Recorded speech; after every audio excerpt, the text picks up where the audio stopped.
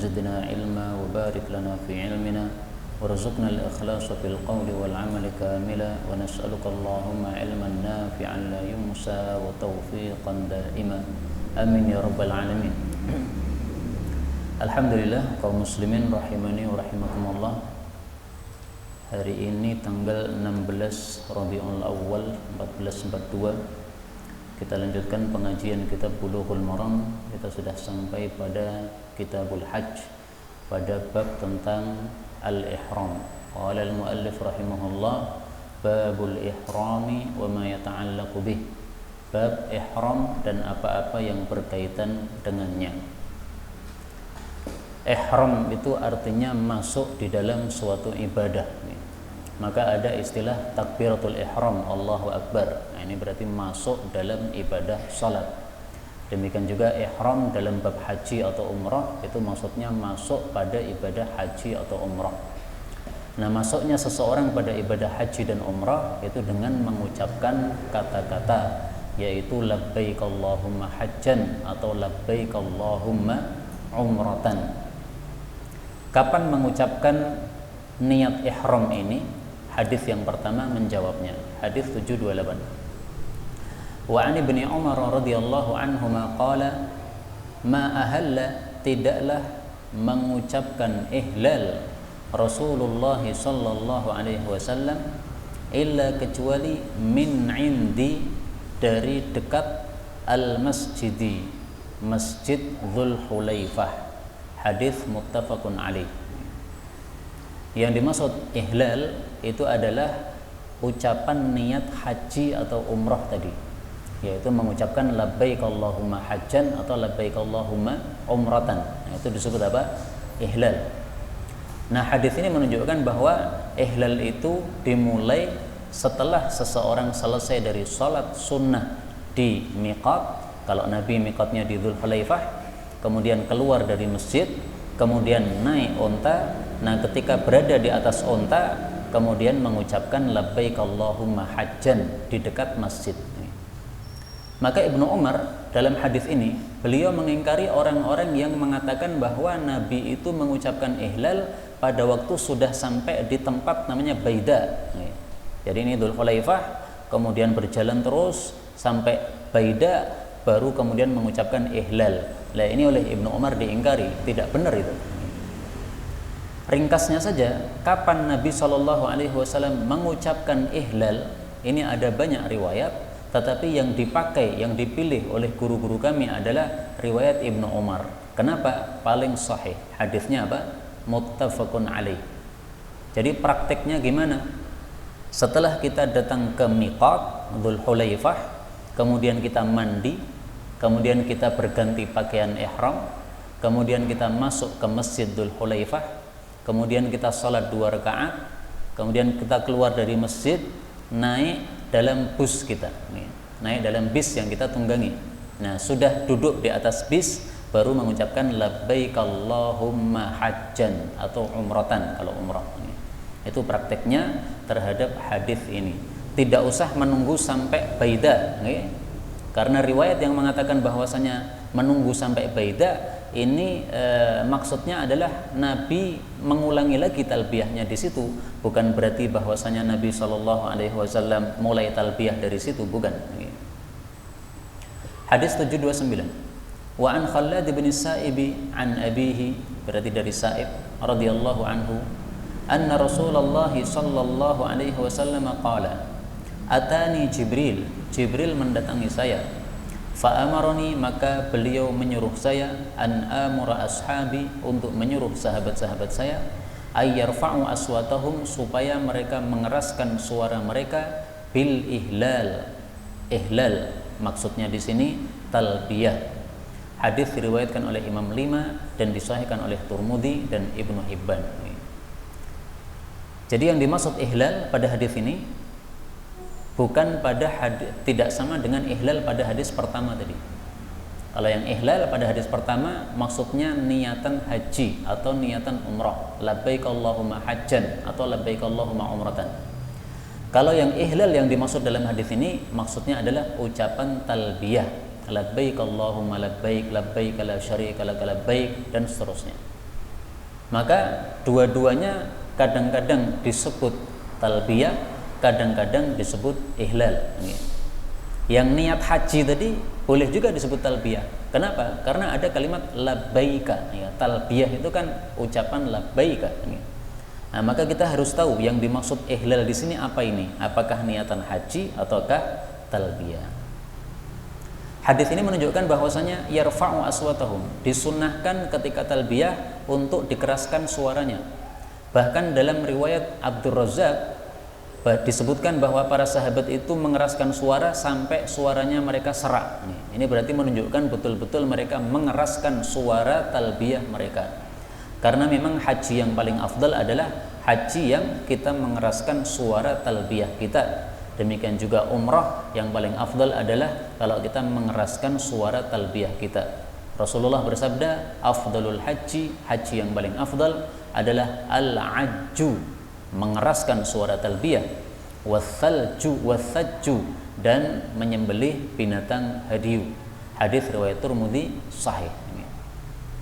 Tapi hukum ini khusus bagi para laki-laki. Untuk para jamaah wanita tidak disunahkan untuk mengeraskan suara talbiyah, sehingga mereka mengucapkan talbiyah dengan suara biasa saja. Karena wanita ini suaranya menjadi aurat apabila dikeraskan. Sehingga dalam Islam tidak ada syariat adzan untuk para wanita. Wanita tidak ada adzan meskipun mereka mengadakan salat jamaah, karena tidak ada pengerasan suara terhadap para wanita. Hadis berikutnya 730. Wa an Zaid bin Thabit radhiyallahu anhu anna an-nabiyya sallallahu alaihi wasallam tajarrada. Beliau melepas baju, telanjang, li ihlalihi, untuk ihlal beliau, waghtasala, dan beliau mandi. Hadis diriwayatkan oleh Tirmidzi dan derajatnya hasan. Hadis ini menunjukkan disunnahkannya orang sebelum melakukan niat ihram, yaitu mengucapkan ihlal tadi, labbaik Allahumma hajjan atau umratan, hendaklah dia mandi terlebih dahulu. Karena itu sunnahnya orang ihram: satu, dia mandi; dua, dia sholat di Masjid Dzul Hulaifah bagi yang miqatnya di Dzul Hulaifah. Nah, ini dua-duanya adalah sunnah. Seandainya tidak mandi bagaimana? Tidak haram, tetap sah. Seandainya tidak sholat bagaimana? Tetap sah, karena ini hanya sunnah saja. Tapi kalau memakai baju ihram, maka ini adalah sesuatu yang wajib bagi laki-laki, karena laki-laki nanti diatur oleh Nabi tidak boleh memakai pakaian-pakaian tertentu atau pakaian yang biasa kita pakai sehari-hari. Maka di sini irtasala, mandi, ini hukumnya sunnah, bukan wajib. Kalau praktek saya dulu, mandinya di hotel. Karena kalau mandinya di miqat, maka nanti antri dulu. Nah, ini menyusahkan. Nah, bagi yang sudah berpengalaman haji atau umrah, mereka lebih suka mandi di hotel dulu. Maka sampai ke tempat miqat tidak usah antrian mandi, karena dia sudah mandi, tinggal mengganti baju ihramnya. Bahkan kita biasanya memakai baju ihramnya juga di hotel juga. Di hotel sudah mandi pakai baju ihram, kemudian naik bis. Nah, kemudian sampai di miqat sudah tinggal mengucapkan talbiyah atau ihlal saja. Hadis 731. Wa an Ibnu Umar radhiyallahu anhuma anna Rasulullah sallallahu alaihi wasallam su'ila. Nabi ditanya, "Ma yalbasul muhrim?" Apa yang boleh dipakai oleh orang yang ihram? Minats thiyab, dari pakaian. Faqala, beliau mengatakan, "La talbasu." Janganlah kalian memakai al-qumusa, baju-baju. Wala, tidak pula al-amaim, surban-surban. Wala sarawilat, tidak pula celana-celana. Walal baronis, tidak pula burnus-burnus. Burnus itu adalah gamis yang ada tutup kepalanya di sini. Gamisnya orang-orang Maroko, itu namanya baronis, burnus. Walal khifaf, tidak pula khuf atau sepatu. Illa, kecuali ahadun, seseorang, la yajidun na'lain, yang tidak mendapati dua sandal. Falyalbasil khufain, maka hendaklah dia memakai dua khuf. Wal yaqta'huma, tetapi hendaklah memotong dua khuf tadi, asfala minal ka'bain, lebih rendah dari kedua mata kaki. Jadi mata kakinya jangan sampai tertutup sepatu tersebut.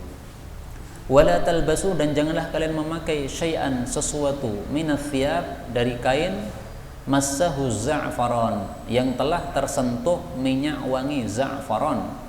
Walal wars, tidak pula minyak wangi wars. Minyak wangi apapun juga enggak boleh, sama saja. Hadis ini muttafaqun alaih dan lafalnya diriwayatkan oleh Imam Muslim. Hadis ini berlakunya untuk para laki-laki, bukan para wanita. Kalau para wanita, mereka masih boleh memakai baju seperti biasanya. Sehingga aturan ini, yang pertama, tidak boleh memakai al-qamis. Al-qamis itu adalah baju yang sudah berbentuk seperti bentuk tubuh manusia. Ya, baju yang kita pakai ini namanya qamis. Jadi qamis itu tidak harus gamis yang panjang. Pokoknya baju yang berbentuk tubuh kita itu namanya qamis. Biasanya dalam terjemah bahasa Indonesia diartikan baju yang berjahit. Nah, ini sebenarnya kurang tepat, karena meskipun tidak ada jahitannya, tapi kalau sudah berbentuk tubuh, ya seperti kaos yang tidak ada jahitannya, nah, maka itu juga termasuk apa? Kumus, tidak boleh dipakai. Maka memakainya apa? Ya biasanya orang ihram pakai dua kain yang masih utuh, kemudian satunya digunakan untuk di bawah sarungan, satunya digunakan untuk atas bagian badannya. Yang kedua, tidak boleh memakai amaim, surban. Nah, surban ini tidak harus betul-betul surban. Semua penutup kepala, peci seperti orang Indonesia tidak boleh juga. Helm tidak boleh. Boleh pakai tutup kepala kalau tutup kepalanya tidak nempel kepala. Misalnya payung. Nah, ini tidak menempel pada kepala, nggak apa-apa. Tapi kalau payung yang berupa helm payung, nah, meskipun helm tapi bentuknya payung, ya tetap nggak boleh karena nempel. Jadi tidak boleh diakal-akali. Saya tidak pakai helm, tapi saya pakai payung. Tapi helm bentuknya apa? Payung, podo mawon. Pokoknya nempel kepala nggak boleh. Yang ketiga, sarawilat, celana. Nah, celana ini sama dengan kumus tadi, karena berbentuk, tidak boleh. Baronis sama juga, ya. Dia sudah berbentuk tubuh, demikian juga menutupi kepala, tidak boleh. Kemudian yang ketiga, khifaf. Tidak boleh memakai khuf atau sepatu, karena dia menutupi mata kaki. Kalau tidak menutupi mata kaki, tidak apa-apa. Nah, maka bagi yang tidak mendapatkan sandal, oleh Nabi diperbolehkan memakai khuf, memakai sepatu, tapi dipotong sehingga mata kakinya tidak tertutupi. Tapi perintah ini, wal yaqta'huma, disuruh memotong sepatu supaya tidak menutupi mata kaki, ini perintahnya sudah mansukh, sudah dihapus hukumnya. Sehingga kalau ada orang yang tidak dapat sandal dan dia bisanya pakai sepatu pada waktu haji atau pada waktu umrah, maka boleh dia pakai sepatu tersebut meskipun mata kakinya tertutupi. Kenapa? Hadis ini mansukh. Nah, maka mempelajari dalil kita harus tahu juga mana hadis yang mansukh, mana hadis yang muhkam. Muhkam itu yang masih berlaku hukumnya, mansukh itu yang sudah tidak berlaku hukumnya. Mengetahuinya dari mana? Dari para ulama. Para ulama yang akan menjelaskan kepada kita, ini hadisnya sudah tidak terpakai, sudah mansukh. Mansukh siapa yang menghapus? Yang menghapus juga Rasul sallallahu alaihi wasallam. Kemudian larangan yang keempat adalah tidak boleh memakai az-za'faran atau al-wars, parfum. Nah, jadi ringkasnya, laki-laki tidak boleh memakai empat ini. Baju yang berbentuk tubuh, penutup kepala yang menempel pada kepala, kemudian sepatu yang menutupi mata kaki tadi, kemudian minyak wangi. Ini semuanya dilarang bagi orang yang sedang ihram. Ringkasnya apa? Ringkasnya orang ihram tidak boleh untuk bernikmat-nikmat, bersenang-senang. Karena empat ini kalau kita perhatikan semuanya termasuk kesenangan dunia. Maka orang yang ihram disuruh fokus ibadah kepada Allah Subhanahu wa taala, sehingga yang bersifat kenikmatan-kenikmatan dunia dilarang oleh Allah Subhanahu wa taala. Nah, adapun perempuan silahkan pakai kumus, pakai gamis, enggak ada masalah. Pakai jilbab, enggak ada masalah. Pakai sepatu, enggak ada masalah. Tetapi kalau parfum, nah ini memang tidak boleh para perempuan apabila parfumnya berbau yang bisa dicium baunya oleh orang-orang yang dilewati atau orang-orang di sekitarnya. Hadis berikutnya 732. Wa ana Aisyah radhiyallahu anha qalat. Aisyah berkata, kuntu adalah aku utayyibu memberikan minyak wangi kepada Rasulullah sallallahu alaihi wasallam li ihramihi untuk ihram beliau, tetapi memberikannya itu qabla ayyuhrim sebelum beliau ihram, walihillihi dan untuk waktu halal beliau, waktu halal itu maksudnya selesai ihram, qabla ayyatufa bil bait sebelum beliau tawaf di Ka'bah. Maksudnya ini adalah tawaf tanggal 10 Dzulhijjah, tawaf ziarah namanya. Hadis ini muttafaqun alaih. Hadis ini menunjukkan disunnahkan orang sebelum ihram untuk memakai parfum. Jadi yang dilarang tadi adalah memakai parfum di tengah-tengah ihram. Tapi kalau sebelum ihram malah sunnah pakai parfum. Jadi bagi orang yang mau ihram berarti ada 3 sunnah sebelumnya. Mandi, sholat sunnah tadi, pakai parfum. Tapi itu sebelum ihram. Kalau sudah mengucapkan labbaik Allahumma hajjan, nah ini sudah masuk ihram, sudah hukum-hukum larangan tadi sudah berlaku. Pakai parfum nggak boleh. Tapi setelah salat kita belum mengucapkan labbaik Allahumma hajjan, kita pakai parfum untuk badan kita, nggak ada masalah. Pakainya untuk badan, bukan untuk apa? Bukan untuk baju. Karena kalau pakai baju tadi sudah ada larangan, tidak boleh pakai baju yang terkena parfum. Nah maka kita memakai parfum sebelum ihram itu maksudnya parfum yang dioleskan pada badan, misalnya Rexona pada ketiak.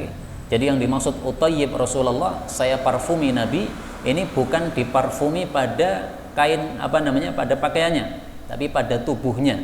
Orang Arab biasanya pakai parfum pada wajahnya, pakai parfum pada badannya, dioles-oleskan begitu minyaknya sehingga mereka wangi, baunya keringat tidak menyengat.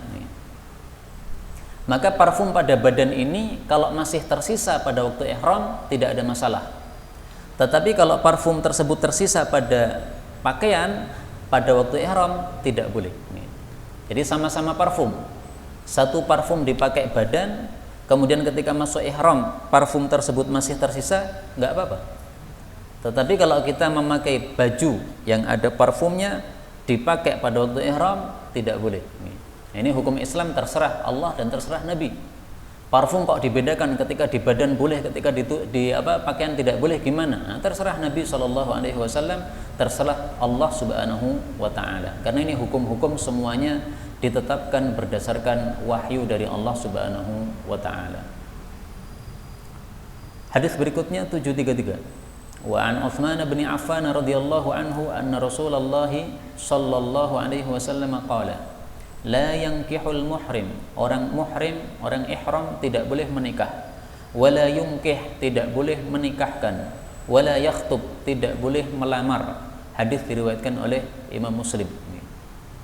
Nah, ini sama dengan hadis sebelumnya, bahwasanya kenikmatan dunia termasuk pernikahan ini dilarang bagi orang yang ihram.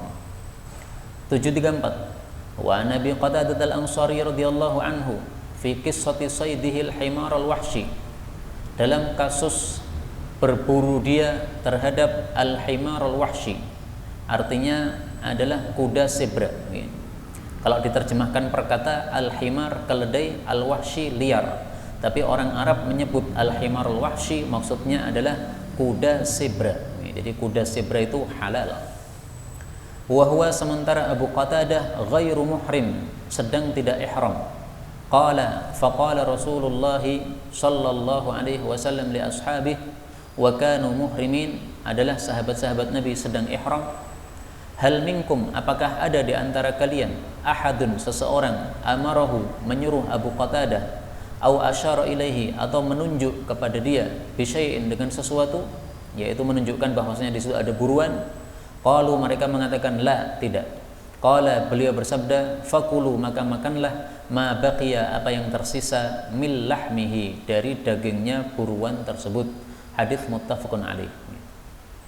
Hadis ini menunjukkan bahwasanya orang ihram boleh memakan daging buruan. Yang tidak boleh adalah berburu. Jadi saya ihram berburu haram. Tetapi kalau ada orang yang tidak ihram berburu, kemudian mendapatkan daging buruan dikasihkan kepada saya, nggak apa-apa. Allah Subhanahu wa Ta'ala menyebutkan masalah ini dalam Al-Quranul Karim Kata kuncinya saydul barri, ya, surat Al-Maidah ayat 96. Uhilla lakum saydul bahri wa ta'amuhu mata'an lakum walis sayyarah wa hurrima 'alaikum saydul barri. Diharamkan bagi kalian berburu buruan darat madumtum huruma, selama kalian masih ihram. Jadi selama ihram tidak boleh berburu, karena berburu ini termasuk kenikmatan dunia, tetapi hanya berburu buruan darat yang haram. Kalau buruan laut nggak apa-apa, mancing ketika ihram nggak apa-apa, atau menjaring ikan nggak apa-apa, karena ini buruan laut, nggak ada masalah. Nah, yang dilarang hanyalah berburunya. Kalau memakannya tidak ada masalah. Ada orang berburu kemudian kasihkan kepada kita sebagian dagingnya, tafadhal, silahkan, halal. Syaratnya apa? Syaratnya adalah tidak ada yang amarahu au asyara ilaih. Tidak ada yang menyuruh orang tadi untuk berburu, dan tidak ada orang yang menunjukkan adanya buruan. Kita sedang ihram, kita tidak boleh berburu, tapi kemudian kita memberitahu kepada teman kita yang tidak ihram, itu ada buruan, kejar. Nah, maka dia mengejar, kemudian dapat. Nah, maka diberikan kepada kita, tidak boleh. Kenapa? Karena kita ikut andil dalam buruan tadi, meskipun hanya dengan menunjukkan adanya buruan, tidak boleh. Hadis berikutnya 735. Wa anis Sa'b bin Jathamah al-Laitsi radhiyallahu anhu annahu, bahwasanya Sa'b ahda menghadiahkan li Rasulillahi sallallahu alaihi wasallam kepada Nabi himaran wahsyiyan, kuda zebra, wa huwa bil abwa, Nabi sedang di tempat namanya abwa, au biwaddan, atau di tempat namanya waddan. Faraddahu alaihi, maka Nabi mengembalikan hadiah itu kepada Sa'ab. Wa qala, beliau bersabda, inna, sesungguhnya kami, lam naruddahu alaik, kami tidak mengembalikan hadiah ini kepada engkau, illa, kecuali anna hurumun, kami sedang ihram. Hadis muttafaqun alaih. Hadis ini tampaknya bertentangan dengan hadis yang sebelumnya, karena hadis sebelumnya menunjukkan boleh makan daging buruan, sementara ini Nabi menolak, tidak mau makan daging buruan. Nah, dua hadis ini sama-sama sahih, sehingga harus dikompromikan. Bagaimana cara mengkompromikan? Kita mengatakan bahwa Sa'ab bin Jathamah ini berburu tujuannya untuk diberikan kepada Nabi SAW, maka hukumnya menjadi tidak boleh karena Nabi sedang ihram. Adapun kasus yang pertama tadi, Abu Qatadah, dia berburu untuk dirinya sendiri, tapi setelah mendapatkan buruan kemudian dia bagi-bagi kepada teman-temannya yang ihram. Nah, ini nggak ada masalah. Jadi niatan si pemburu ini mempengaruhi hukum buruan tadi. Kalau dia berburu dengan niatan untuk diberikan kepada orang-orang yang ihram, maka justru haram untuk mereka. Maka Nabi SAW di sini apa? Raddahu, mengembalikan, tidak mau memakannya. Adapun hadis yang mengatakan bahwasanya Nabi menerima kemudian Nabi makan, maka itu adalah hadis yang dhaif, sehingga hadis tersebut tidak ditampilkan dalam kitab ini karena hadis tersebut apa? Dhaif. Jadi yang benar, Nabi itu mengembalikan dan beliau tidak makan sama sekali. Hadis berikutnya 736. Wa an Aisyah radhiyallahu anha qalat, qala Rasulullah sallallahu alaihi wasallam, khamsun, ada 5 minad dawabi, dari binatang melata, kulluhunna fasik, semuanya adalah hewan-hewan yang fasik. Maksudnya fasik ini banyak kejahatannya, banyak madaratnya. Yuqtalna, boleh dibunuh, fil hilli, pada tanah halal, wal haram, maupun pada tanah haram, di Mekah boleh dibunuh. Apa saja itu? Yang pertama al-ghurab. Ghurab itu apa? Burung gagak. Yang kedua al-hidaah, burung elang. Yang ketiga al-aqrab, kalajengking. Yang keempat al-fa'rah, tikus. Yang kelima al-kalbul aqur, anjing yang melukai atau yang menyerang. Hadis ini muttafaqun alaih. Hadis ini menunjukkan bahwasanya orang yang ihram memang tidak boleh berburu-buruan, tetapi khusus 5 hewan ini maka diperbolehkan bagi orang yang sedang ihram untuk membunuhnya. Meskipun dia sedang ihram, meskipun tempatnya di tanah haram, nggak ada masalah. Kenapa diperbolehkan untuk membunuh? Karena ini semuanya hewan-hewan yang pengganggu sehingga diperbolehkan untuk membunuh mereka. Dalam hadis ini Nabi mengatakan khamsun lima, tetapi mari kita rinci. Yang pertama adalah al-ghurab, gagak. Gagak ini diperkecualikan darinya gagak-gagak yang kecil yang disebut oleh para ulama dengan ghurabuz zar'i, gagak tanaman. Maka ini sepakat para ulama halal dimakan, sehingga gagak ini tidak termasuk gagak yang disuruh untuk dibunuh. Saya tidak mengetahui perbedaan gagak kecil atau gagak tanaman dengan gagak yang lain, karena saya tidak pernah lihat burung gagak, atau pernah lihat tapi tidak membedakan mana yang dimaksud Nabi, mana yang bukan. Tapi kemudian yang kedua adalah burung elang. Ini termasuk burung ganas yang banyak madaratnya. Kemudian yang ketiga adalah kalajengking, yang keempat adalah tikus, yang kelima adalah al-kalbul aqur. Nah, kalbul aqur ini tidak hanya anjing saja, karena Abu Hurairah mengatakan yang dimaksud al-kalbul aqur itu adalah singa. Karena itulah para ulama mengatakan semua hewan buas yang menyerang manusia itu disebut al-kalbul aqur. Baik dia itu anjing yang ganas tadi, bukan anjing biasa, tapi anjing yang ganas, kalau ketemu manusia dia akan menyerang, melukai. Kemudian juga singa, kemudian juga harimau, kemudian hewan-hewan buas yang lainnya, sama disebut al-kalbul aqur secara bahasa. Maka meskipun di sini hanya 5 disebutkan, tetapi ini bisa mencakup lebih banyak dari 5. Kalau mau ditambah lagi 1, yaitu al-hayyah. Al-hayyah itu adalah ular. Karena ular ini juga disebutkan dalam hadis yang sahih riwayat Al-Imam Al-Bukhari. Nah, maka berarti totalnya ada 6 yang disebutkan oleh Nabi Sallallahu Alaihi Wasallam yang boleh diburu oleh orang-orang yang sedang ihram. Diburu bukan untuk dimakan, tapi untuk dibunuh, karena mereka bermadarat sangat banyak. Kemudian dari hadis ini juga kita ambil pelajaran bahwasanya semua hewan yang disebutkan tadi 6 ini semuanya hukumnya haram untuk dimakan. Karena Rasulullah menyuruh untuk membunuhnya. Semua hewan yang Nabi menyuruh untuk membunuhnya berarti hukumnya apa? Haram. Karena kalau hewan itu halal, sementara kita disuruh untuk membunuh, maka ini menyebabkan hewan itu jadi mubadzir. Karena kalau hewan tersebut tidak kita sembelih sementara halal, hanya kita bunuh, kan jadi bangkai. Bangkai kan haram. Nah, maka menjadi mubadzir ini. Nah, maka berarti diketahui bahwa setiap hewan yang Nabi menyuruh untuk dibunuh berarti hewan tersebut hukumnya haram. Maka haram memakan gagak, kecuali gagak tanaman tadi. Elang haram, kalajengking haram, mie tikus haram. Karena katanya ada mie ayam campur tikus, Pak. Nah, itu haram. Seandainya ada yang buat itu haram. Tapi kalau panjenengan ke Maroko, hati-hati. Maroko itu mazhabnya mazhab Malikiyah. Setahu saya Malikiyah mengatakan tikus itu halal. Nah, maka kalau ada mie di Maroko, hati-hati. Ini daging napa niki? Barangkali daging tikus, karena mazhabnya mengatakan halal. Nah, berhati-hati. Kemudian yang kelima al-kalbul aqur, anjing haram. Tapi keharaman anjing ini tidak harus anjing yang galak, yang ganas tadi. Semua anjing haram berdasarkan hadis yang lain yang sudah kita bahas dulu. 737 wa ani ibni Abbas radhiyallahu anhuma anna an-nabiyya sallallahu alaihi wasallam ihtajama, berbekam, wa huwa muhrim, pada saat sedang ihram. Hadis muttafaqun alaih. Hadis ini menunjukkan bahwasanya orang ihram boleh berbekam. Dan ini disepakati oleh para ulama apabila bekamnya diperlukan. Misalnya kita pusing, kemudian kita pengen bekam di bagian bawah kepala sini. Nah, diperlukan karena pusing, untuk menghilangkan pusing. Ijma' sepakat para ulama boleh.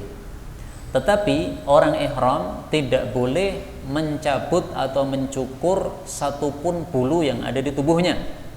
Bulu ketiak, bulu kumis, bulu rambut atau bulu yang ada di badan kita, semuanya nggak boleh. Karena itu kalau ada orang bekam, kemudian dengan sebab bekam satu bulunya tercabut, satu aja, ini wajib dia untuk membayar fidyah.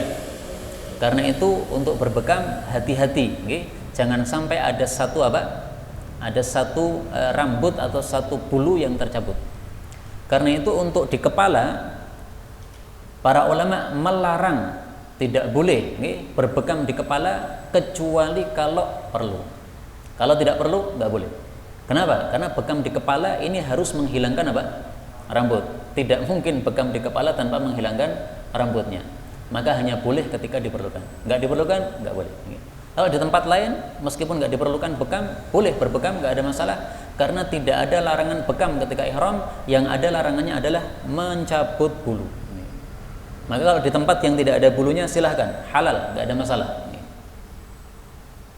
Hadis berikutnya 738. Wa an Ka'b bin Ujrah radhiyallahu anhu qala, Ka'ab mengatakan, humiltu, saya dibawa ila Rasulillah sallallahu alaihi wasallam.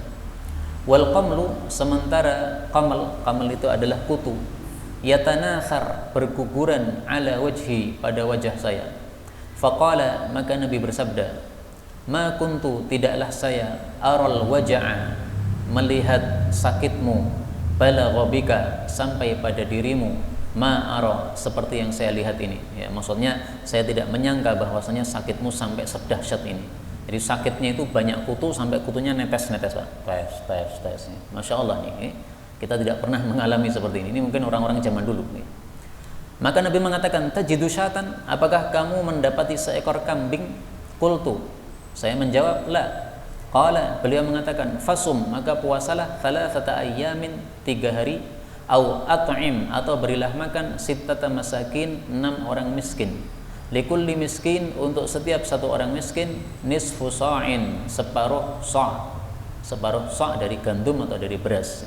Hadis muttafaqun alaih. Hadis ini menunjukkan bahwasanya orang yang ihram tidak boleh mencukur rambutnya.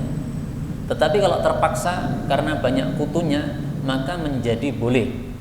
Tetapi dia harus membayar fidyah. Tadi yang sudah saya sebutkan.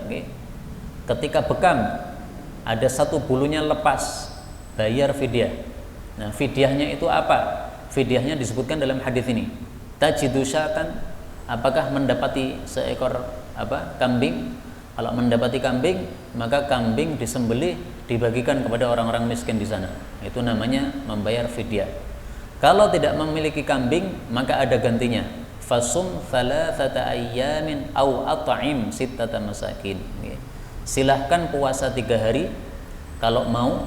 Kalau tidak mau, maka boleh pilihan yang kedua, yaitu memberi makan kepada 6 orang miskin. Nah, 1 orang miskin dikasih berapa? Dikasih nisfu sa', separuh sa'. Nah, 1 sa' sudah kita tahu 2,5 kilo. Nah, separuhnya itu. Separuhnya itu diberikan kepada 1 orang miskin, kumpulkan 6 orang miskin, diberikan kepada mereka. Inilah cara membayar fidyah bagi orang-orang yang melanggar aturan haji. Tidak boleh pakai parfum, ternyata dia pakai parfum. Ini berarti melanggar aturan haji, aturan ihram. Bagaimana hukumnya? Bayar fidyah. Tidak boleh pakai helm, malah pakai helm. Nah, ini berarti melanggar aturan ihram. Bagaimana hukumnya? Bayar fidyah. Tidak boleh memakai baju yang sudah berbentuk, nekat memakai baju yang sudah berbentuk. Ini berarti melanggar aturan ihram. Bagaimana hukumnya? Bayar fidyah. Hadis berikutnya, hadis 739. Wa an Abi Hurairah radhiyallahu anhu qala, lamma tatkala fatahallahu ala rasulih sallallahu alaihi wasallam Makkah. Rasulullah menaklukkan kota Makkah. Qama Rasulullah sallallahu alaihi wasallam finnas, maka Rasulullah berdiri di tengah-tengah manusia. Fahamidallah, lalu memuji Allah, wa athna alaih, menyanjung Allah. Thumma qala, kemudian mengatakan, jadi khutbah, innallaha, sesungguhnya Allah, habasa, telah menahan, an Makkah, dari kota Makkah, al-fila, gajah, maksudnya pasukan gajah yang dikirim oleh Abraha. Wa sallata alaiha, dan Allah menjadikan berkuasa terhadap Makkah rasulahu, rasulnya, yaitu Muhammad sallallahu alaihi wasallam, wal mu'minin, dan kaum mukminin. Wa innaha, dan sesungguhnya kota Makkah, lam tahilla, tidak halal, li ahadin kana qabli, untuk seorang pun sebelum saya, ya, untuk perang di situ enggak boleh, haram. Wa innama, dan sesungguhnya tiada lain, uhillat, Makkah dihalalkan untuk perang, li, bagi saya, sa'atun, pada satu waktu, min naharin, dari siang hari. Maksudnya adalah pada waktu Fathu Makkah, dari pagi sampai asar. Wa innaha, dan sesungguhnya Mekah, lan tahilla, tidak akan halal lagi, li ahadin ba'di, untuk seorang pun setelah saya. Karena itu, fala yunaffaru, tidak boleh dibikin lari, sayduha, buruannya. Wala yukhtala, tidak boleh ditebang, dipotong, syaukuha, pohon berdurinya. Pohon tidak berduri, apalagi tidak boleh ditebang. Wala tahilu, dan tidak halal, saqitatuha, luqatahnya, barang yang jatuh di situ, barang temuan. Illa, kecuali limungsyidin, bagi orang yang mengumumkan. Jadi untuk diumumkan saja bolehnya, tidak boleh untuk dimiliki. Wa man qutila lahu qatilun, dan barang siapa yang dibunuh baginya seorang korban, jadi keluarganya dibunuh orang, fahuwa bi khairin nadharain, maka dia itu ada kebaikan dari dua pilihan. Maksudnya dia boleh milih dari dua pilihan yang dia anggap baik. Faqala al-Abbas, maka Abbas mengatakan, yang dimaksud dua pilihan ini adalah qisas atau diyat. Faqala al-Abbas, maka Abbas berkata, illal idkhir, kecuali rumput idkhir, tolong diperbolehkan untuk dipotongi ya Rasulullah, wahai Rasulullah. Kenapa? Fa inna, karena sesungguhnya kami, naj'aluhu, kami meletakkan rumput idkhir fi kuburina, pada kuburan-kuburan kami, yaitu untuk menutupi liang lahat. Liang lahat setelah ditutupi dengan batu bata akan kurang kenceng nih tutupnya. Nah, ditutupi dengan rumput-rumput supaya lebih kenceng lagi. Wa buyutina, juga untuk rumah-rumah kami, maksudnya untuk atapnya. Rumput idkhir bisa untuk apa? Atap rumah. Faqala, maka Nabi bersabda, illal idkhir, baiklah, kecuali rumput idkhir boleh dipotong. Hadis muttafaqun alaih. Hadis ini menunjukkan bahwasanya kalau kita berada di Mekah, baik sedang ihram maupun tidak ihram, sama saja hadis ini berlaku, yaitu tidak boleh yunaffaru sayduha, buruan yang ada di kota Mekah dibikin lari, nggak boleh.